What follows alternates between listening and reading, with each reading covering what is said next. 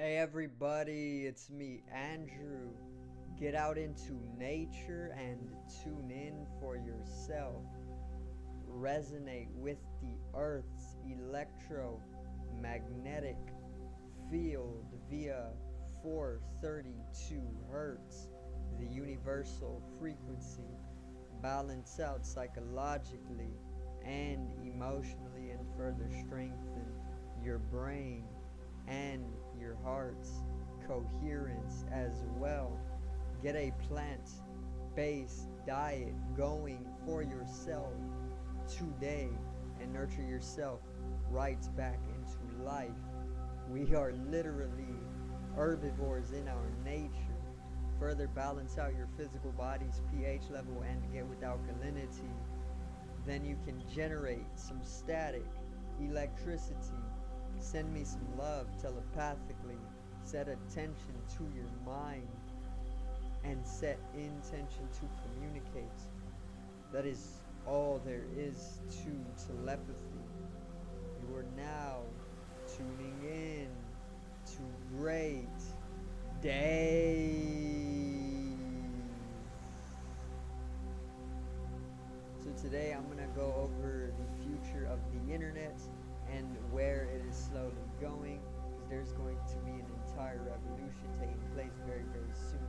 A technological revolution and I want to say internetwork revolution as well. They're kind of one and the same. They are one and the same.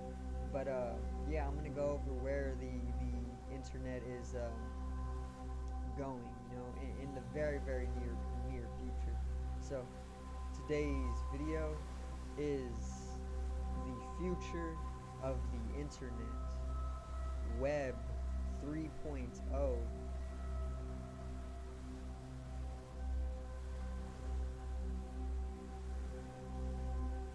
Now,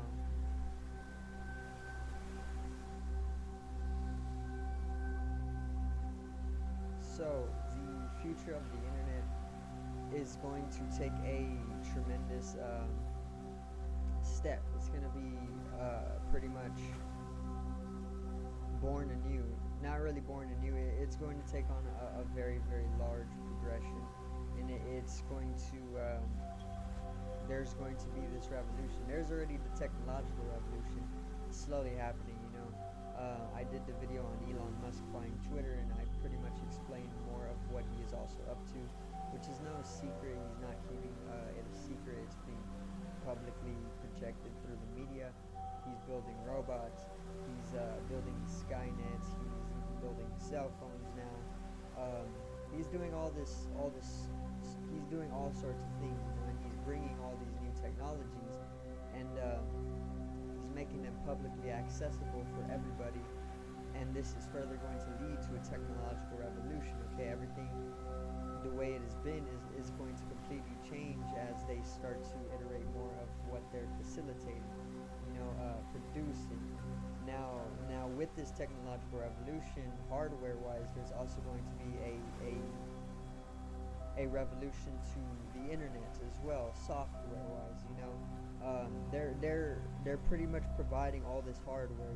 Like if I was given a brand new a 2025 Apple MacBook, if I was given the hardware for it, but it didn't have the software for it, that's pretty much what I'm talking about. There's all these different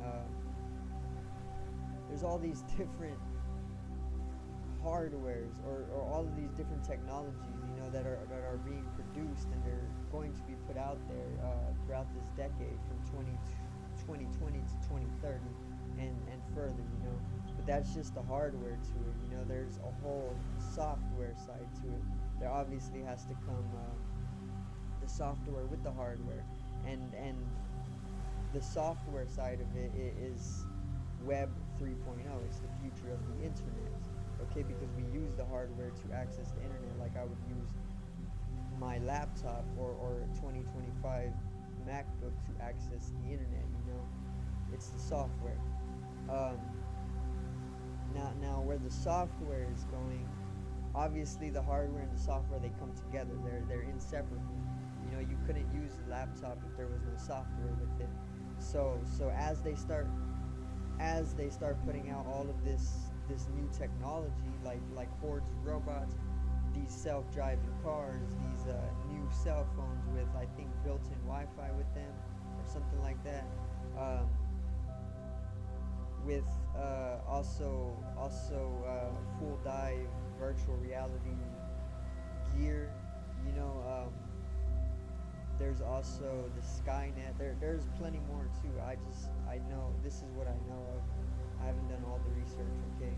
But as they start to introduce all of these new technologies and put them out there publicly, there obviously has to be another iteration of the internet itself. There needs to be another revolution to the internet, you know, and the software side of things, so that all of these new hardwares, technologies can pretty much function, you know, in unison with each other.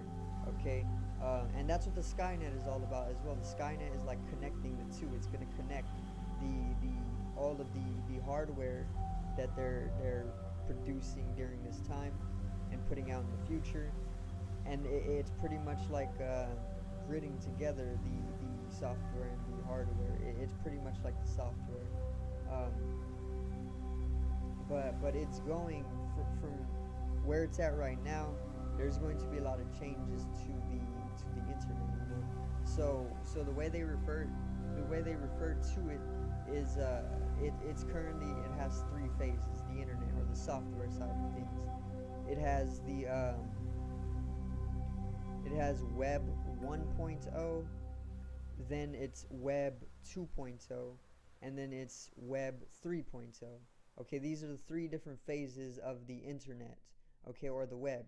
Um, and it started at Web 1.0, which was around 1990s, 2000s. You know, early 1990s to 2000s was when the internet was in the first phase, Web 1.0, and this was very the simple things, you know, like email and being able to communicate with each other, and these types of things, the most basic things that first came with computers and devices and whatnot.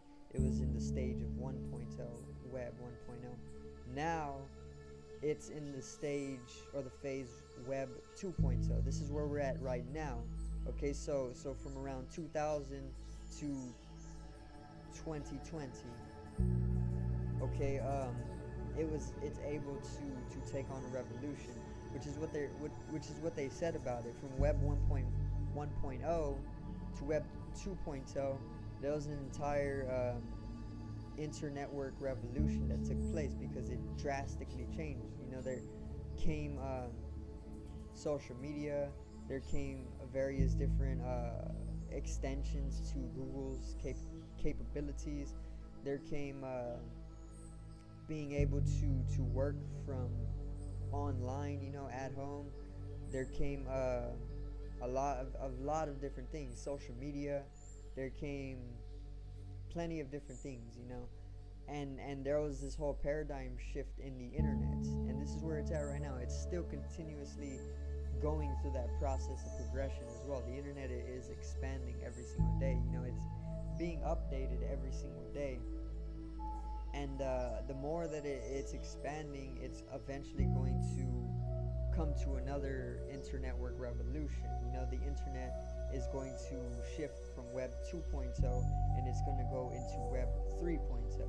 Okay, and this is the next phase of the internet. This is going to be the future of the internet, and all of this is already proven. It's already set in stone. It's already happening. You know, we're already inside the transition of the web, or the internet, from its initial stage to its next stage. You know, and you can do all your own research. You know, all you got to do is look up Web 3.0, and everything will come out for you. But the whole thing about it is that it's gonna bring another revolution. You know, not only with the technological revolution, hardware wise, but a software side to it as well, because the hardware needs an entire global iteration of a whole new progression progression to the internet, and what comes with the Web 3.0, which is the future, is the next phase, is the whole thing that the way they're the words that they're giving to the basis of the next phase of the internet is decentralization. This is the first word. So decentralization, it usually comes with cryptocurrency, and digital financing. So if you get into cryptocurrency, then you are familiar with decentralization, and this is pretty much the only place that we're hearing about decentralization right now is within cryptocurrency and digital financing, But when Web 3.0 is officially iterated and it officially comes to open up, it comes to the globe, the whole thing about Web 3.0 is that it's going to be decentralized. It's going to be entirely decentralized in itself. And what this basically means is that it's not going to be centralized. It's going to be more so decentralized. It's going to invite more freedom to you in that way. It's going to give you the control over everything that you're able to pretty much do when it comes to your capabilities and various things like this, like cryptocurrency. The decentralization of cryptocurrency, it allows you to pretty much handle finances without the need for a bank system to centralize the whole financial process. It's the exact same thing with the internet. It's not going to rely on any type of governing body to centralize the internet in itself. Okay, and they're saying that this is going to invite a lot of it's going to invite a lot of freedom from censorship and things like this, so maybe we'll be able to pretty much talk about what we want to talk about on the internet during the phases of Web 3.0 instead of being terminated off the platform in complete, but it's also going to come with it says trustlessness and permissionlessness. So this pretty much means that you don't have to ask for permission and things like this. You don't have to really follow any terms and conditions is what I'm getting off of that. But you know that there's a whole another infrastructure that they're not telling you about as well. So it's like they can give you the illusion that there is freedom, by having the superficial side of Web 3.0, the side that the masses will use to give off the illusion of you having freedom, because of the decentralization aspect of it. But the whole infrastructure itself can literally be encoded quite differently. It can be even more freedomless, and we wouldn't even know it because they keep the masses superficially living in this way, and nobody will ever go into the deeper dimensions of it to really understand, like the true coding and how it's really directing your life. It goes deeper. This is obviously when they're going to have you more fully immersed in the internet, with things like metaverse and whatnot. It's all about machine learning and artificial intelligence. So one example is you could spend hours on a device these days, with Web 2.0. You can spend hours on a device looking for a plane, right, to take a vacation. What Web 3.0 is going to be all about, it's going to be able to have this data that it's accumulated on you.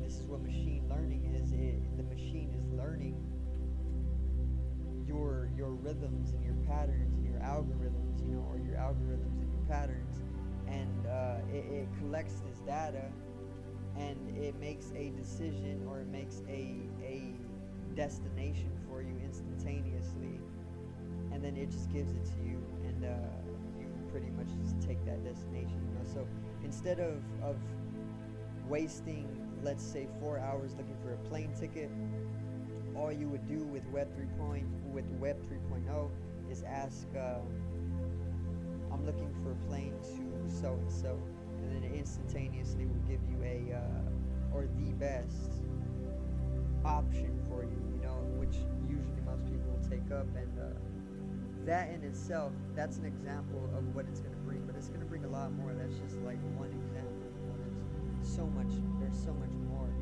but in that way, it's actually just controlling your life as well, because it's algorithmically putting you into its predetermined destination. You know, so it's like you can nowadays you can look at various different options. You know, and it's going to be at expense to your time. Obviously, you can spend 4 hours looking for the best flight. You know, and Web 3.0 will instantaneously give you the best flight that you always would end up deciding on, because it already knows you, and this is what machine learning is all about.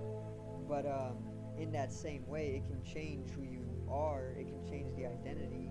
It can literally build an ego into you, and if people are just controlling the web, like Elon Musk, if he's controlling Web 3.0, which he's developing a lot of the hardware for, then they can just build an ego into you. And this is what I'm talking about when I'm saying they're turning you into cyborgs, because an ego is a sense of self-identity, right? And if they're capable of programming certain algorithms and patterns into your life, then they're literally building your experience.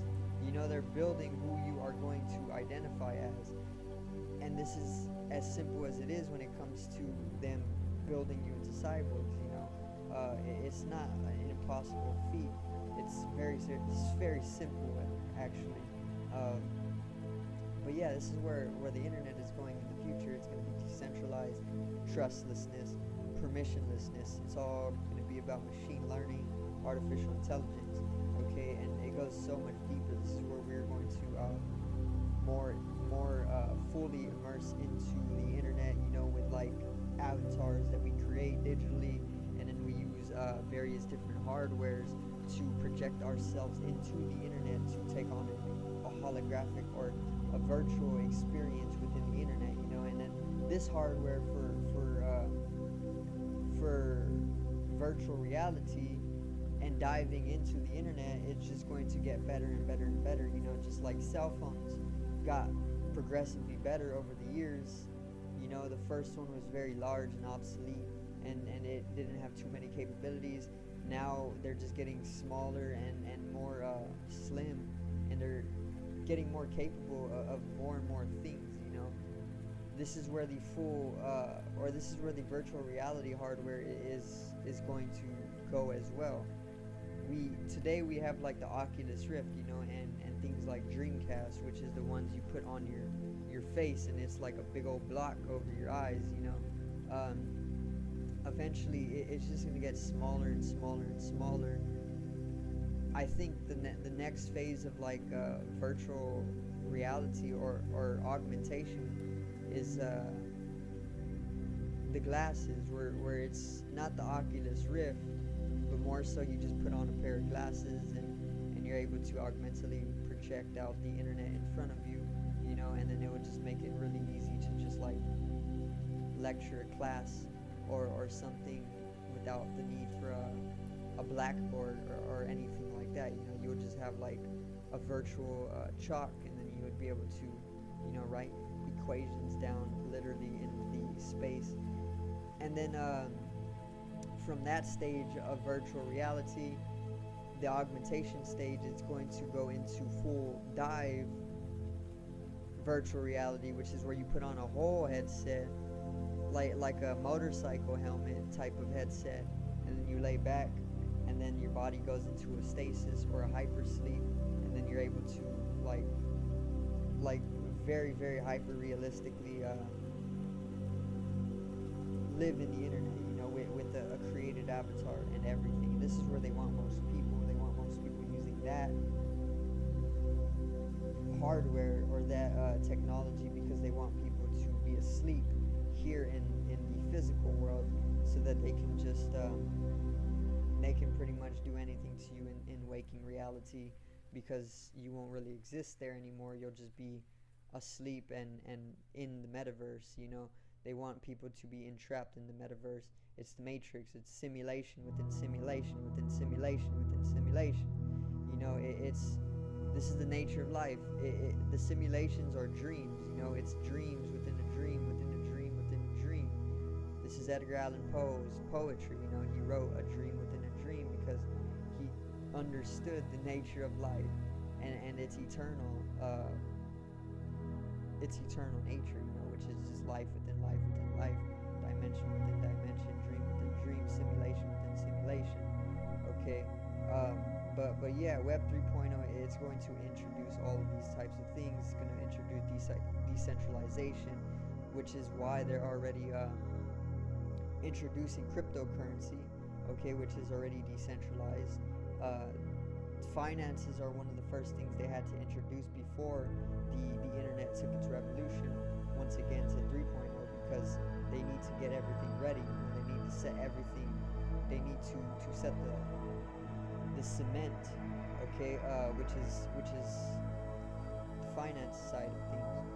So this is why cryptocurrency is on the rise, and this is why you see people preparing for this revolution by buying loads of cryptocurrency. It's a smart move, because that's all that people are going to be using very, very soon.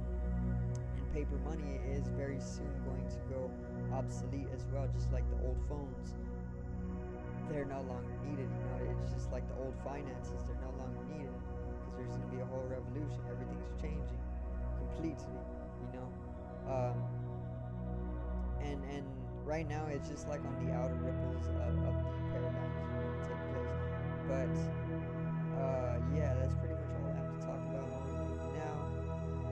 I'm probably going to make a part 2, because I want to talk about something having to do with the microchips, and then having the communications between various different brain regions corresponding to your internet usage, and also apps ruling various regions of the brain, and then how these apps would actually interact with each other, which is also the brain regions interacting with each other. And yeah, I wanted to go into that, because that's where Web 3.0 is really going. It's going to go very, very deep, but it's already getting long, so I'm going to end it right there. I do thank everybody for watching, and I hope you did enjoy today's video on Web 3.0, the future of the internet. Subscribe over here to the left of me and help me reach 100 subscribers. Drop a like on the video to the right of me and support the channel once again. Generate some static electricity from the etheric body, or the first layer of the aura. It needs to be strengthened and realized for the collective rise in consciousness. Love you, everybody. Have a great day. Peace out.